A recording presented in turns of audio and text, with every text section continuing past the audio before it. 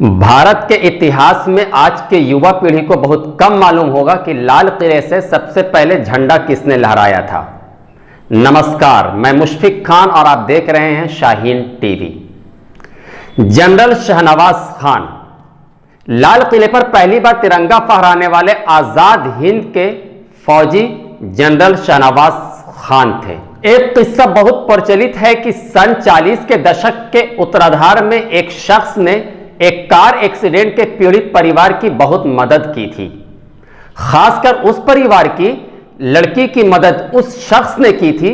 वह शख्स उन दिनों ब्रिटिश सेना में कैप्टन के ओहदे पर थे और कुछ समय बाद ही जब वह आजाद हिंद फौज INA के मेजर जनरल बन गए तो चारों तरफ उनके नाम की धूम मच गई। उनका नाम था जनरल शाहनवाज खान। कई जानकारों का दावा है कि जिस लड़की की मदद जनरल शाहनवाज खान ने की थी उसका नाम लतीफ फातिमा था और शाहनवाज खान ने उस लड़की को एक तरह से अपनी गोद ली हुई बेटी बना लिया था। शाहनवाज खान फातिमा को इतना मानते थे कि 1959 में जब उसकी शादी हुई तो वह जनरल शाहनवाज खान के घर पर ही हुई थी। लतीफ फातिमा और उनके शौहर ताज मोहम्मद खान के 1965 में एक बेटा हुआ और वह बेटा भी काफी चमकता सितारा है।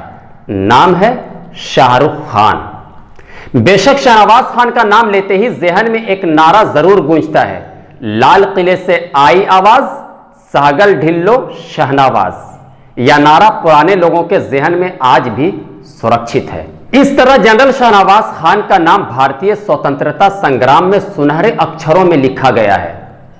नेताजी सुभाष चंद्र बोस के नेतृत्व में स्वतंत्र भारत सेना के commander in chief general Shahnawaz Khan के बलिदान और कारनामे अभी भी राष्ट्र के लिए एक संपत्ति है। जनरल शाहनवाज खान देशभक्त और राष्ट्रवाद के प्रतीक बने रहे। जनरल शाहनवाज खान ही वह शख्स थे जिन्होंने लाल किले में ब्रिटिश सरकार के झंडे यूनियन जैक की जगह तिरंगा फहराया, जहां आजादी के बाद से तिरंगा लहरा रहा है। दिलचस्प बात यह है कि जब मुसलमान भारत छोड़कर पाकिस्तान जा रहे थे तो वे अपना पूरा परिवार पाकिस्तान में छोड़कर भारत आ गए। उनके परिवार से जुड़े लोग आज भी पाकिस्तानी सेना में ऊंचे पदों पर काबिज हैं। यह भारत का प्यार और हिंदू मुस्लिम एकता में विश्वास था जिसने उन्हें स्वतंत्र भारतीय सेना में सुभाष चंद्र बोस के साथ कंधे से कंधा मिलाकर लड़ने के लिए प्रेरित किया। जनरल शाहनवाज खान का जन्म 24 जनवरी 1914 को रावलपिंडी में हुआ था।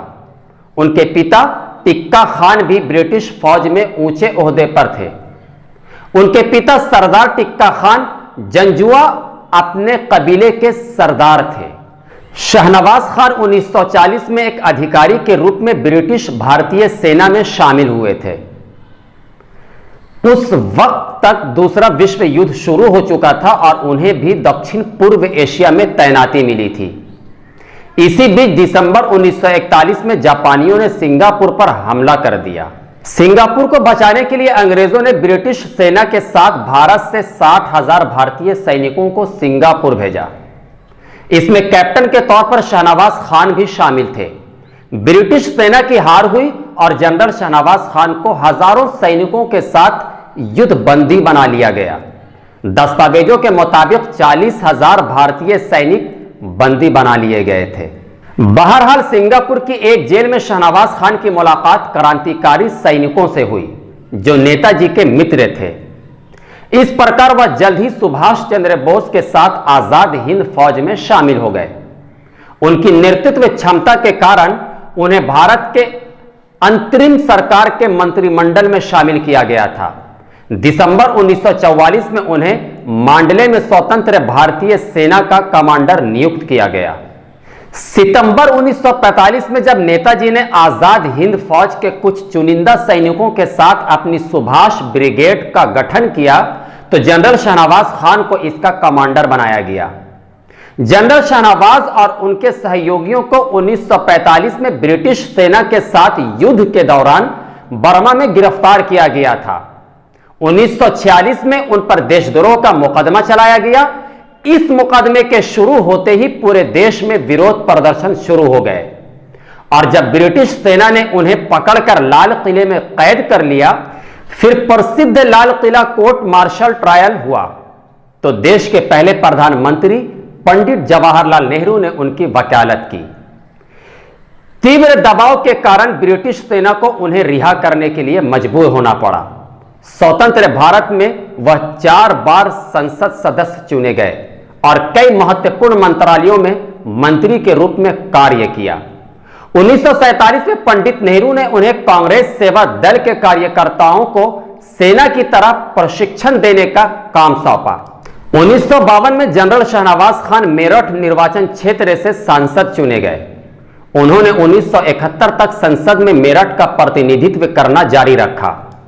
वे 23 वर्षों तक केंद्रीय कैबिनेट मंत्री रहे और 9 दिसंबर 1983 को उनका निधन हो गया। उन्हें मौलाना अबुल कलाम आजाद के बगल में दफनाया गया था। देश को आजाद कराने के लिए जिन लोगों ने अपने प्राणों की आहुति दी, उन महान देशभक्तों में जनरल शाहनवाज खान का नाम सम्मान के साथ लिया जाता है, जो स्वतंत्र भारतीय सेना के मेजर जनरल थे और नेताजी सुभाष चंद्र बोस के सबसे करीबी लोगों में से एक माने जाते थे।